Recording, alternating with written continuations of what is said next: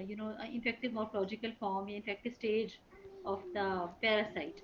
और जो डी है वो आपको डायग्नोस्टिक स्टेज शो करिए, जिसके अंदर आप यहाँ पर अगेन यहाँ पर अगर आप गौर करें तो थोड़ा सा जो डिफरेंस आपको नज़र आ रहा है वो यहाँ पर डायग्नोसिस जो है उसके अंदर आप एडिशनल एक आज चीज़ देख रहे हैं इस साइकिल के अंदर, जहाँ पे आप हाइड्रेटेड सिस्ट देख रहे हैं।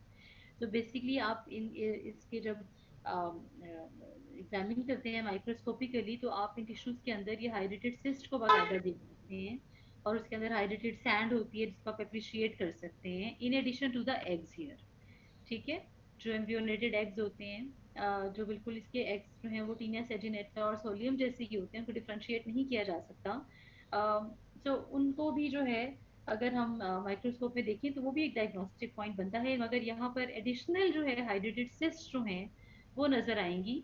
और उसकी बेसिस पर जो है उसकी अल्ट्रा उसकी रेडियोग्राफिक प्रेजेंस और उसकी माइक्रोस्कोपिक जो पिक्चर है उसकी प्रेजेंस पर भी इसकी डायग्नोसिस जो है वो इस्टेब्लिश की जा सकती है। तो इसको हम डाफ टेफम भी कहते हैं, बिकॉज तीन इसके जो सेगमेंट्स हैं, थ्री शॉर्ट सेगमेंट्स इसके होते हैं। और ट्रांसफर ये कैसे होगा एग्जैक्टली जो है लाइफ साइकिल आपको यहाँ पे नजर आ रहा है। टिपिकल लाइफ साइकिल में डॉग इंटेस्टाइन जो है the worm which is there in the dog's intestine will liberate thousands of eggs, right, which are ingested by, आपको दो जगह नजर आ रही हैं, either these eggs are ingested by the sheep, the intermediate host on the left side, or the dead end host which is human being on the right side। ठीक है, अब embryonated eggs जो हैं once they are inside the body of the host, which can be sheep, uh, and it can be a human being also। तो वहां पर क्या होगा, oncosphere embryos they emerge in the small intestine, since they are in the host gut, तो वहां से oncosphere embryos जो हैं they will emerge from these infected eggs। एक बार जब ये आ जाते हैं, बाहर निकल आते हैं oncosphere, then they migrate mainly to the liver and but also to other lungs, bones and brains to develop into large fluid filled hydrated cysts। ठीक है, जैसे हमने पहले सिस्टर सरकार का पढ़ा था कि ऑन्कोस्फियर जो थे वो जाके सर्कुलेशन के थ्रू स्केलेटल मसल में जाके ग्रो करते थे इनटू सिस्टाई सर्काई। यहाँ पर हम देखते हैं कि ये mainly they prefer to settle in the liver preferably, और समटाइम्स लंग्स और some other organs, but mainly जो है लिवर में जाके ये ग्रो करके तो they enlarge and they form fluid filled hydrated cysts, जिसकी इंटरनल लेयर से देन जनरेट्स मेनी प्रोटोस्पोलिसेस, जो उनकी लार्वल फॉर्म्स होती हैं डिफरेंट रूट कैप्सूल्स के अंदर। आप इस फिगर के अंदर भी देख सकते हैं, और अलग से हम बाद में पिक्चर में भी देखेंगे कि इसकी जो इनर लेयर्स हैं उसमें से देखें ये इन्वेजिनेशन हो रही है, और ये प्रोटोस्पोलिसिस जो जो इसकी लार्वल फॉर्म्स होती हैं वो प्रोट्रूड करती हुई यहाँ पे नजर आती हैं।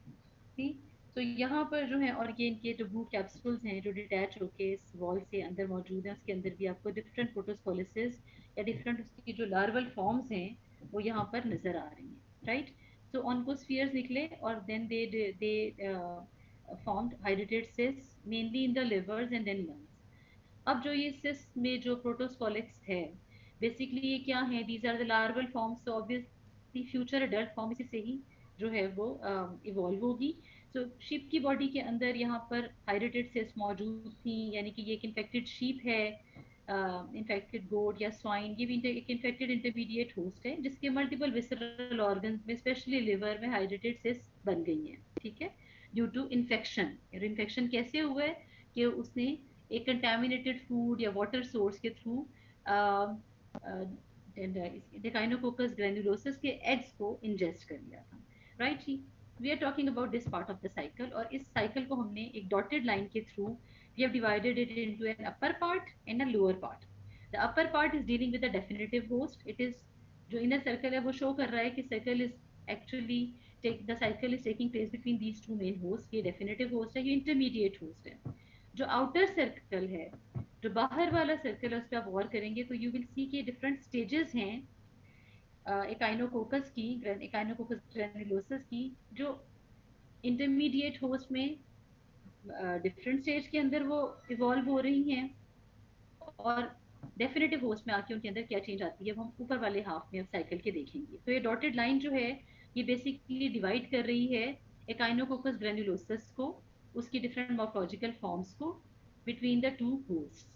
ठीक है, तो हाइड्रेटेड सिस्ट जो थी in the body of sheep goat swine somehow these cysts were ingested by the dogs, right? Obviously the sheep were attacked, were in their entrails were eaten up by the definitive host which is who the dog here. इसीलिए हम कहते हैं कि human is a dead end host, क्योंकि यहाँ से अगर जो हाइड्रेटेड सिस्ट वगैरह बनती हैं obviously we don't expect them to be passed on to dogs and other canines that वे।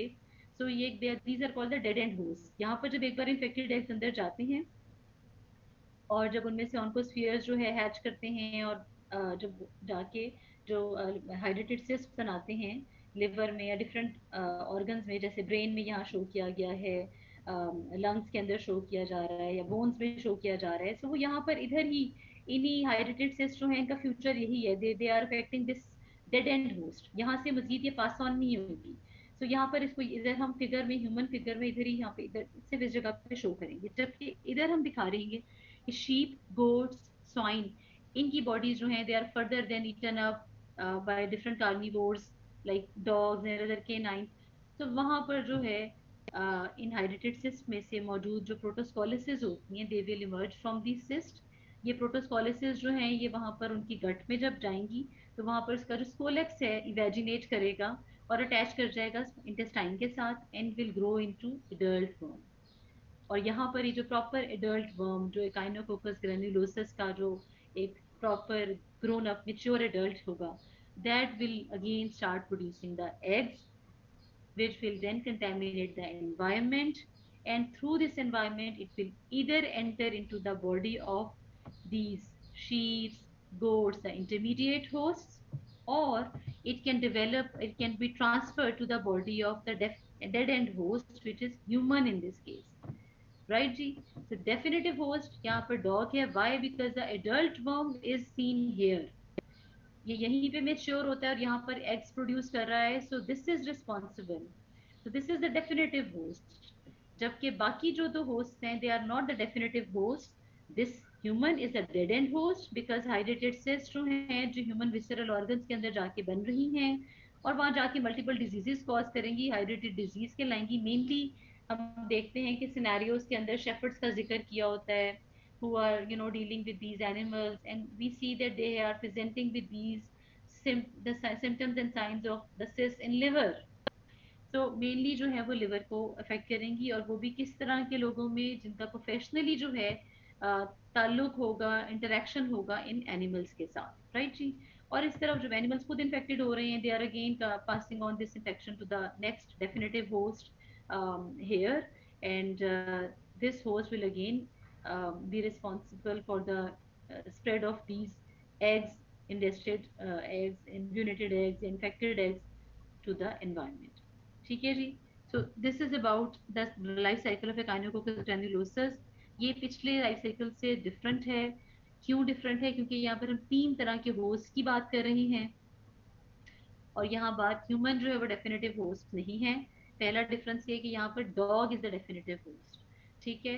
दूसरा डिफरेंस अगेन यहाँ पर ये कि ह्यूमन जो है ना सिर्फ ये कि वो डेफिनेटिव होस्ट नहीं है बल्कि वो डेड एंड होस्ट है। सो या इसके थ्रू इन्फेक्शन जो है वो उस तरह से पास ऑन नहीं हो रही है। इन्फेक्शन पास ऑन हो रही है from this intermediate host which can be sheep goats swine etc to the dogs mainly, right? सो उसके अलावा इस इन दो डेफिनेटिव और इंटरमीडिएट होस्ट को जानने के अलावा हमें डेड एंड होस्ट से मिलने के अलावा जो बाकी चीज़ें हमें जो मेमोराइज करने की ज़रूरत है वो that we can see here कि यहाँ पर जो एग्स हैं उनको स्फीयर्स हैं, उन्होंने डिफरेंट विस्ट्रल ऑर्गन्स में इंटरमीडिएट होस्ट के मस्कुलेचर की बात नहीं है, यहाँ लिवर की, लंग्स की, डिफरेंट विस्ट्रा की बात हो रही है कि यहाँ पर ये हिस्सेस बना रहे हैं और फिर वो डिजीज जो विस्ट्रा है come ये in तो ले contact with the definitive host, they're eaten up by the definitive host, then they काटना मिस में lead to the formation of the adult in the small intestine, and then the cycle continues. G, is there any question? Somebody speaking?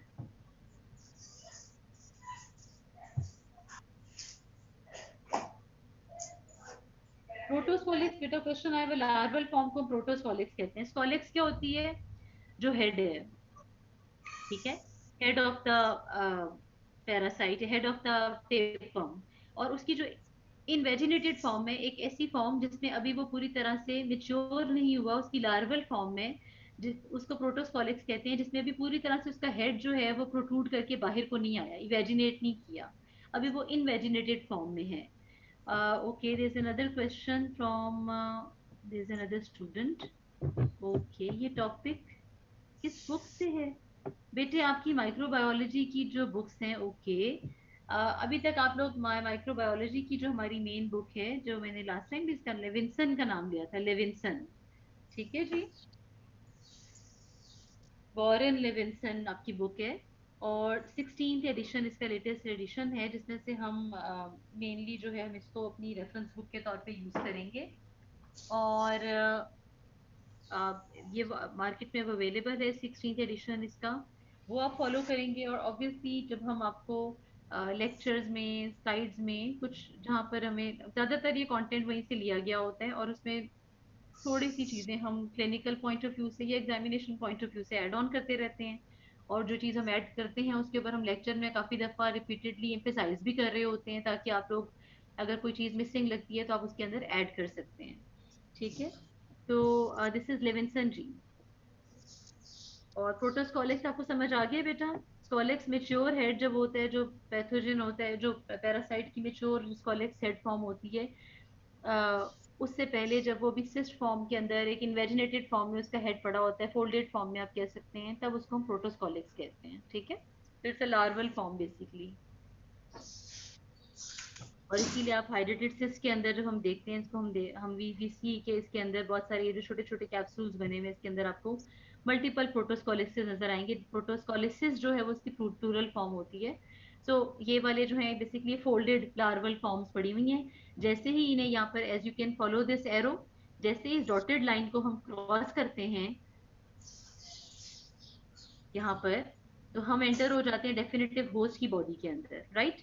तो यहाँ पर प्रोटोस्कोलिक्स जो है वो cyst से बाहर वो निकल आएगी, और अब वो जो इमेजिनेटेड हेड है, जो प्रॉपर अब हेड बन चुका है वर्म का, स्कोलेक्स कहेंगे जिसको, वो अब आपके जो होस्ट है, डेफिनेटिव होस्ट है, ऑब्वियसली वो उसकी गट में आ चुका है, तो वहां पर उसकी इंटेस्टाइन से अटैच करेगा, ताकि अपने लिए न्यूट्रिएंट्स ड्रॉ करे, और फिर मेच्योर होके एडल्ट फॉर्म में ग्रो करके it would start producing eggs there. Is it clear ma'am जी? मैम ये डॉग से जाता है या शीप से जाता है ह्यूमंस में, बल्कि दोनों से ही जाता है? नहीं बेटा, इसकी जो डेफिनेटिव होस्ट है, जो सोर्स है, वो है, आप इस केस पे गौर करें, डॉग जो है बेसिकली अपने एग्स अपने फीसेस में इसको एक्सक्रीट कर रही है, ठीक है। तो ये चांस तो है कि डॉग का जो यू नो एक्सक्रीशंस हैं, उन्होंने एनवायरनमेंट को कंटेमिनेट कर दिया। Obviously human body, human being की जो है फूड और वाटर की सोर्सेज तो सेम है ना, अगर वो कंटेमिनेटेड सोर्स से लेंगे तो उनको वो इन्फेक्शन इस कंटेमिनेटेड फूड और वाटर के थ्रू हो सकता है। लेकिन ह्यूमन बींग्स जो है, अगर ये इन्फेक्टेड शीप्स और गोट्स के ऊपर, human beings they don't feed on these on their livers or on their lungs basically. So ये तो बेसिकली डॉग्स हैं जो इनके साथ कांटेक्ट में आएंगे, और जब वो इन हाइड्रेटेड सिस्ट को खाएंगे, when they attack, you know, being carnivores, जब ये अटैक करेंगे शीप के ऊपर, गोट्स के ऊपर, और इनके लिवर्स को, इनके लंग्स को जब खाएंगे, तो ऑब्वियसली तब वो इन्फेक्शन कैच करेंगे, ठीक है। So it is very less likely कि ह्यूमन बींग्स में जो है आपका इंटरेक्शन इंटरमीडिएट होस्ट के थ्रू हो रहा हो। जो रूटीन इसका पाथ होगा वो यही होगा कि ह्यूमन बींग्स के अंदर कंटेमिनेटेड फूड और वाटर, और वो किससे कंटेमिनेट हुए, वो डॉग के फीसेस से कंटेमिनेट हुए मेनली, ठीक है। उसमें इंटरमीडिएट होस्ट की जो रूट ऑफ इंजेशन है सिस वाला, वो नहीं होगा, बिकॉज हम we don't feed on those organs of these animals, right. ये तो डॉग्स हैं जो they can simply attack these intermediate hosts, and फिर उसको खाते खाते जब उसके लिवर को और उसकी डिफरेंट ब्रेन है, लंग्स है, जब उसको वो खाते हैं, so then they also ingest these cysts।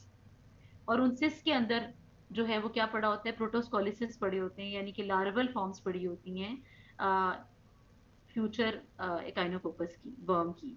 तो वो वहां पे जब उसकी बॉडी में एंटर होगा और वहां पे जाके मेच्योर होगा, तो वो मेच्योर वर्म जो है वो फिर आगे जो है it will be responsible for further transmission of infection. ठीक है, तो मैम। ह्यूमन में जो आपकी सोर्स है वो आप यहीं से डिफरेंशिएट कर लेंगे इस पॉइंट से कि यहाँ पर ये जो डॉटेड लाइन है ना बेटा, आप इसको फॉलो करेंगे कि डॉग्स ने यहाँ पर एग्स दे दिए और अब यहाँ पे एनवायरनमेंट में एक्सपोजर हो गया, कंटेमिनेशन हो गई है इन एग्स की वजह से। अब वहां से या तो वो जाएंगे ह्यूमन बीइंग में और वहां जाके हाइड्रेटेड सिस्ट बनवाएंगे, लेकिन वो आगे फर्दर पास ऑन नहीं होगी बिकॉज ह्यूमन बीइंग तो डेड एंड होस्ट हो गया।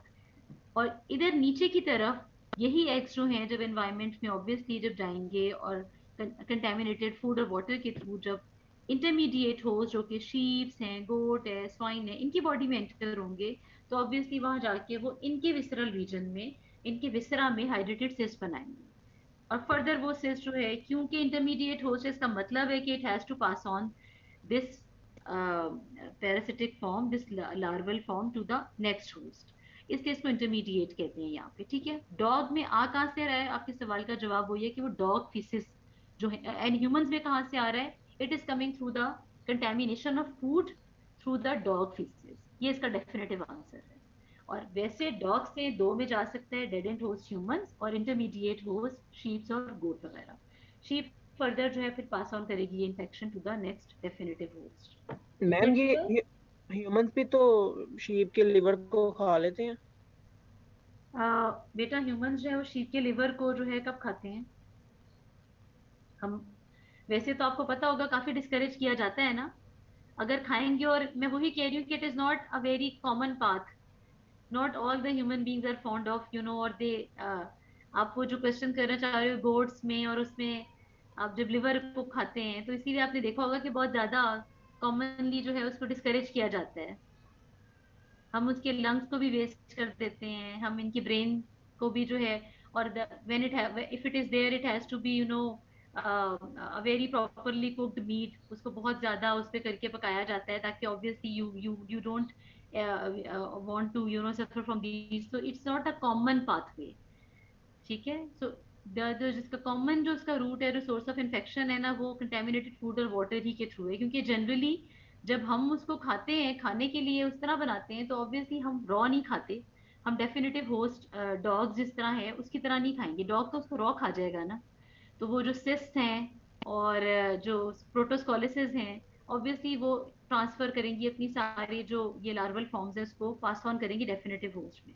ह्यूमन बींग्स में इट्स वेरी रेयर कि आप इसको खाएं, और जब खाएं तो यूजली हम इसको बहुत ज्यादा वेल कुक्ड खाया जाता है, तो उन टेम्परेचर्स पे हम एक्सपेक्ट नहीं करते कि ये ट्रांसफर होगा। सो काइनोकोकस के इन्फेक्शंस को हम अपने नॉर्मल रेगुलर लाइफ साइकिल्स या पाथवेज में हम उस तरह से शो भी नहीं करते हैं। ठीक है, लेकिन जिनमें कर सकते थे, जैसे कि रॉ अंडर कुक्ड हम मीट और बीफ की बात कर रहे थे, कि वो बहुत कॉमनली है कि हम उनके जो मीट पोर्शन है, अक्सर लोग जो है स्टेक्स आपने देखा होगा कि some like to keep it raw, well cook नहीं चाह रहे होते हैं, तो वो बहुत कॉमन प्रैक्टिस है। तो जब आप लाइफ साइकिल्स की बात करते हैं तो प्रोबेबिलिटीज की तो कोई लिमिट नहीं होती है। आपका क्वेश्चन अच्छा है, बहुत अच्छा है क्लैरिटी के लिए कि yes there is a possibility of each and everything, लेकिन क्या आम प्रैक्टिस में वो चीज सामने आती है, क्यों नहीं आती है, और क्या क्या उसकी पॉसिबिलिटीज और हो सकती हैं, वो हमें डिस्कस करना जरूरी है। It's a very good question. So I will encourage others also, अगर किसी और को भी कंफ्यूजन है वो जरूर क्वेश्चन करें, ये अच्छा सवाल है कि why not here. Obviously there are people who love to eat these visceral parts of these you know um, the animals which are the intermediate hosts here, but again it depends on the probability. Okay, the probability is very low. Mostly people they don't eat on these meat portions, हम खाते हैं, हम सारे खाते हैं, लेकिन इनके जो स्पेयर ऑर्गन्स हैं, लिवर है, लंग्स है, या वो तमाम ऑर्गन्स जहाँ पे हम इनसे इसके डेवलप होने की बात करें, यूजली वो वेस्ट ऑर्गन्स होते हैं, और यूजली वो रॉ फॉर्म में खाए ही नहीं जाते। वो रॉ फॉर्म में किसके कांटेक्ट में आते हैं, डॉग्स या और जो इसकी फैमिली के जो एनिमल्स हैं, कार्निवोर्स हैं, वो ज्यादा इंटरेक्ट होते हैं, और फिर ऑब्वियसली वो उनका मेन रोल है इस इन्फेक्शन को स्प्रेड कराने में। ठीक है, not the human beings. Human beings mainly जो है यहाँ पर डेड एंड होस्ट की तरह ही रिएक्ट करते हैं। If they get infected they might catch the you know they might develop the disease, but they cannot pass it to the other hosts or other animals that way. Ma'am ठीक है जी, coral root से जाता है in humans. जी बेटा, contaminated food और water, आपको पता है कि एनवायरनमेंट में इंसान बहुत सारा फूड और हमारी जो वाटर रिसोर्सेज हैं ओपन एनवायरनमेंट से कंटेमिनेट होती रहती है ना। प्लांट्स हैं, क्रॉप्स हैं, डॉग फीसेस तो कहीं पे भी हो सकते हैं। तो इसीलिए जब हम इसकी प्रिवेंशन पढ़ेंगे तो हम देखेंगे कि हम we will be focusing on के proper disposal of the dog waste वो होना चाहिए। कि आप डॉग फीसेस जो हैं, इसीलिए स्ट्रे डॉग्स को डिस्करेज किया जाता है, या बाहर के मुल्कों में बड़ी कॉमन प्रैक्टिस होती है कि जो डॉग ओनर्स होते हैं उनको जिन्होंने पेट्स रखे होते हैं उन्हें ट्रेन किया जाता है कि उनके फीसेस को they should be toilet trained, और उनको एनवायरनमेंट से एक्सपोजर मिनिमम देना चाहिए। सो यहाँ पर ऑब्वियसली क्योंकि इतनी कॉमन प्रैक्टिसेस इस तरह की नहीं है हाइजीन के पॉइंट ऑफ व्यू से, तो ओपन डेफिकेशन एनिमल्स की क्या, हम रूरल एरियाज में जब जाते हैं तो ह्यूमन बींग्स को समझाना मुश्किल हो जाता है कि open defecation is not good for health. So in such cases आपके जो फूड की सोर्सेज हैं दे गेट कंटेमिनेटेड, तो ऑब्वियसली या water sources get contaminated, they can easily enter the human body और वहां पर जाके फिर द इन्फेक्शन कंटिन्यूज। ठीक है, एक बार एग्स बॉडी में आपको नजर तो आएंगे नहीं because they are microscopic, so once they infect your food and they enter your body, तो obviously the eggs will hatch, the oncospheres, the यानी कि जो the first larvae होते हैं, they will come out and they can easily form these hydrated cysts in multiple organs. They can settle there and they can produce these cysts there. ठीक है जी। If you look at the egg here again, मैंने पहले भी बताया था, this it resembles mostly with tinea eggs. अब हम इसको कंक्लूड करने की तरफ जा रहे हैं। अगर कोई क्वेश्चन है आप इसमें पूछ सकते हैं। ये sides again they are repeatedly telling the same thing about the host and about the transmission of infection. Here you can see hydrated cyst, यहाँ पर आपको लिवर में दिखाई जा रही है। इट्स स्पेस ऑक्यूपाइंग लीजन, ज्यादातर लिवर में, इसके अलावा लंग्स में, ब्रेन में नजर आ सकता है। इसके अंदर सिस्टिक फ्लूइड होता है जी, and that can be antigenic fluid. और ऑब्वियसली अगर ड्यूरिंग सर्जरी एट सम बहुत ज्यादा लार्ज साइज होने की वजह से दिस सिस्ट विल रप्चर, तो एनाफाइलेक्सिस हो सकता है बिकॉज बहुत सारा एंटीजेनिक जो मटेरियल होगा it will come in interaction with the human system, and obviously the human immune system will overreact, और एनाफाइलेक्सिस की वजह से डेथ भी हो सकती है। और यही केयर करनी होती है जब हम सर्जिकली इन सिस्ट को रिमूव करते हैं, जैसे हमने पहले भी सिस्टर साइकोसिस की ट्रीटमेंट में देखा है। So we have to be very careful while the surgical removal that the cyst doesn't break। और समटाइम हम उसके अंदर एंटी स्कोलिसिडल एजेंट्स जो हैं, सॉल्ट्स वगैरह पहले से इन्फ्यूज कर देते हैं ताकि जो प्रोटोस्कोलिसिस पड़ी हैं वो डेड हो जाएं, and when they come in contact rupture हो भी जाए and they come in contact, so they do not create that impact in the form of anaphylactic shock। Here कई दफा आपको hydrated cyst का जो है स्ट्रक्चर जो है दे sometimes it is asked to draw the hydrated cyst, so you can see कि ये आपकी जो है इसकी इनर जर्मिनल लेयर जो है, बाहर से होस्ट पार्ट है, फिर पैरासिटिक ओरिजिन है, और यहाँ से जर्मिनल लेयर जो है वो कंटिन्यू कर रही है आगे। और एंडोसिस्ट जो है उसकी वो इनर जर्मिनल लेयर जो है वो इस सिस्ट के साथ कंटिन्यू कर रही है, and it has those brood capsules जिसके अंदर प्रोटोस्कोलिसिस नजर आ रहे हैं। ठीक है, वो क्या है बेसिकली, वो इन्वेजिनेटेड फॉर्म है। एंड कुछ जो है ब्रूड कैप्सूल या स्कोलिसिस पिंच ऑफ भी होते रहते हैं जर्मिनल लेयर से, और वो बिल्कुल जो है सेटल डाउन हो जाती हैं in at the bottom of the fluid, और उसको सैंड की तरह, ब्लैक पार्टिकल्स की तरह जो है वो देखा जा सकता है नेकेड आई से भी जब इन सिस को एग्जामिन किया जाता है जब, तो उसमें आपको ये हाइड्रेटेड सैंड भी जो है वो आप इजीली उसको देख सकते हैं। वो क्या होती है, वो बेसिकली जो स्कोलिसिस हैं जो पिंच ऑफ हो गए हैं उसके हेड्स, और इन रूट कैप्सूल्स के जो छोटे छोटे पार्ट्स हैं, ब्रोकन पार्ट्स हैं, दे लुक लाइक के जैसे एक सैंड आ गई है मेनली लंग्स वगैरह के अंदर या डिफरेंट पार्ट्स जहाँ पे रिजाइड करती है। सो दिस इज अगेन उसकी जो stained insisted scolices of echinococcus granulosus. Ma'am Pakistan में सबसे ज़्यादा फिजियोलॉजिकल एग्जामिनेशन जो है एक्साइज्ड सिस्ट की है वो की जा सकती है, जिसमें आई टोल्ड यू कि आपको हाइड्रेटेड सैंड नजर आ सकती है।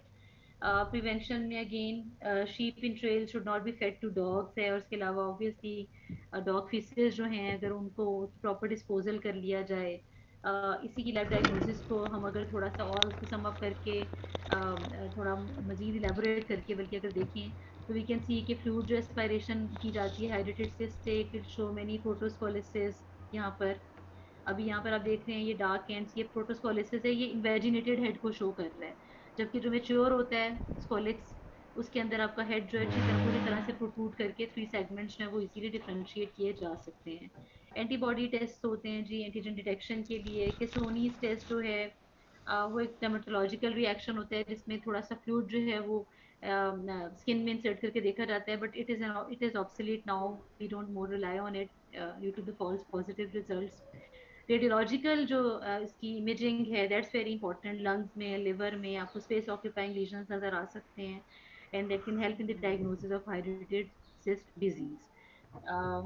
इसके अलावा जी इसको एक और हमारे पास हाइमेनोलिपस नाना जो है, एच नाना इसको कहते हैं, एक ये वर्म भी होता है और इसकी मेनली जो है कुछ सीधा सीधा बातें जो हम याद रखेंगे। एक मेनली इसका एग है जो अक्सर यहाँ पर कॉमनली हमारे इन्वायरमेंट में हैबिटेट में पाया जाता है, तो ये अक्सर इससे इंटरेक्शन हो जाता है। आमतौर पे इसके ऊपर यूनिवर्सिटी क्वेश्चन उस तरह से इतनी डिटेल में तो नहीं, लेकिन इन डिफरेंशिएशन के तौर पे जरूर इसको हमें पता होना चाहिए कि इसके एग्स जो हैं they are these are it contains the double membranes, outer membrane जो है it is thin, transparent, colorless, inner जो एम्ब्रियोपोर होता है यहाँ पर इसके अंदर एक ऑन्कोस्फीयर आपको नजर आ रहा है, उसमें भी अगेन बुकलेट्स नजर आते हैं। जो मेन चीज है देखने वाली वो इन दोनों मेम्ब्रेन्स के बीच में जो इंटर मेम्ब्रेनस स्पेस है वो देखने वाली। इसके अंदर बहुत सारे आपको फिलामेंट्स नजर आ रहे होते हैं जो कि इमिनेट कर रहे होते हैं from the inner side of the embryophore. So यहाँ पर मेनली यो ग्रैन्यूल्स फिल हुए होते हैं और कुछ फिलामेंट्स होते हैं जो इंटरनल एम्ब्रियोपोर से निकल रहे होते हैं। सो बेसिकली जो है इसकी डायग्नोसिस जो है वो इस इंटरमेम्ब्रेनस स्पेस में जो फिलामेंट्स पड़े होते हैं उसकी बेसिस पे की जाती है। इसकी इंपॉर्टेंस जो है उसमें लाइफ साइकिल के लिहाज से हम बहुत डिटेल में नहीं जाते, लेकिन कुछ डिफरेंशिएटिंग फीचर्स होते हैं जो हमें पता होने चाहिए। वो ये हैं कि इसके it is the only one that can develop into adult worms without any intermediate host। तो ये बेसिकली एक adult worm जो है पूरा का पूरा डायरेक्टली इन्फेक्शियस होते हैं इसके एग्स, और जब वो ह्यूमन बींग की बॉडी में आते हैं तो वो डायरेक्टली जो है they can develop into adult worm without any intermediate host. एक तो ये कि डायरेक्टली इन्फेक्शियस हो गए और दूसरा इंटरमीडिएट होस्ट की इसको ज़रूरत नहीं होती है। तीसरी बात ये कि इसके जो again यहाँ पर you can see can the eggs can be passed in the stool to contaminate the next host। it can also reinfect the small intestine of the same host also, जिसको मोटो इन्फेक्शन कहते हैं, and the cycle can then continue। so in contrast to infection by the tapeworms where only one adult worm is present, many Ashnana worms are found। this is rather a differentiating feature। बाकी में हम देखते थे कि एक main adult worm होता था जो अपने स्पॉलिसेस सेगमेंट्स और ओवा रिलीज कर रहा होता था। This is not the case with एचनाना, usually it is the one adult form which is present which is there। and now we will conclude, this is how we will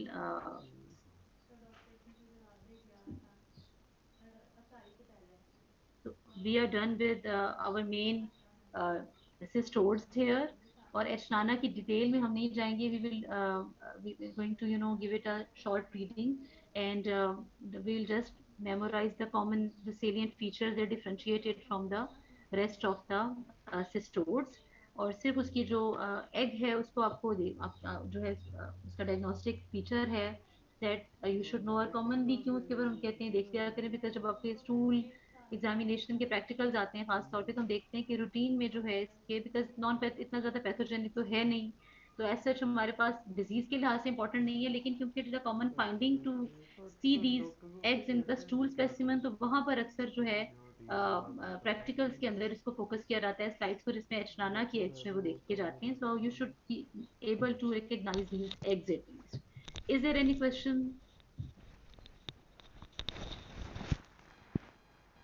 ma'am Pakistan में सबसे common जो पढ़ रहे हैं parasite कौन सा होगा जो जिसके केसेस सबसे ज़्यादा आते हैं? बेटा यहाँ पर अब जैसे मैं आपको बता रही थी कि वैसे अगर हम देखते हैं तो इंसिडेंटल फाइंडिंग्स में एच नाना का जो एग है ना वो बहुत ज़्यादा नज़र आता है कॉमनली लैब में स्टूल एग्जामिनेशन वगैरह करते हुए, लेकिन वो क्योंकि डिजीज अब यहाँ दो डिफरेंस है, एक है जो कॉमनली आपको इन्वायरमेंट में नज़र आ रहा है लेकिन वो इतना पैथोजेनिक नहीं है, तो हमारा मेजर कंसर्न डिजीज वाइज उसका नहीं रहता। लेकिन अदरवाइज जो है हाइड्रेटेड डिजीज अगर आप वैसे तो मैं एक पैरासाइट की बात यहाँ पे नहीं करूंगी, लेकिन अगर आप आज के जब आप पैरासिटिक इन्फेक्शंस की बात करते हैं तो हाइड्रेटेड डिजीज जो है आज वाले सारों में से it's very common. I mean ये काफी ज्यादा जो है अगर आप इंसिडेंस वाइज पूछते हैं तो ये बाकियों में सबसे ज्यादा है। और एग्जाम पॉइंट ऑफ व्यू से आपका जो सिस्टर सर्कोसिस भी जो है इट्स इक्वली इम्पोर्टेंट। ठीक है। तो बिकॉज अब भी हमारी जो नेशन है it is a beef loving nation, तो ऑब्वियसली हम उसे बीफ टेपम जो है उसको इग्नोर नहीं कर सकते हैं। तो सेकंड मोस्ट इम्पोर्टेंट, तो ये दोनों बड़े इंपॉर्टेंट हैं। एचलाना की अगर आप बात करोगे तो वो अगेन हम स्टूल स्पेसिमेन में आपको नजर आता रहेगा, but usually it's not very trouble causing, so इसलिए हम उसको सिर्फ as the point of differentiation खाली उसको याद रखते हैं। अदरवाइज हम मेनली जो है फिर हम उसकी लाइफ साइकिल्स और उसकी डिजीज पैथोजेनेसिस उसके ऊपर नहीं जाते। ठीक हो गया।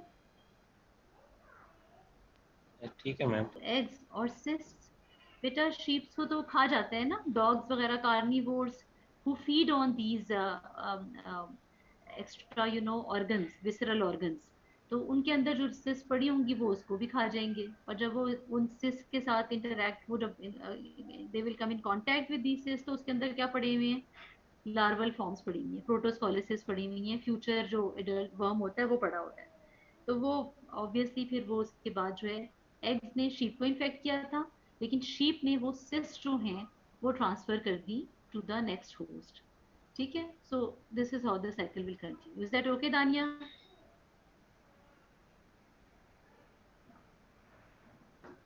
Excuse me ma'am. जी बेटा।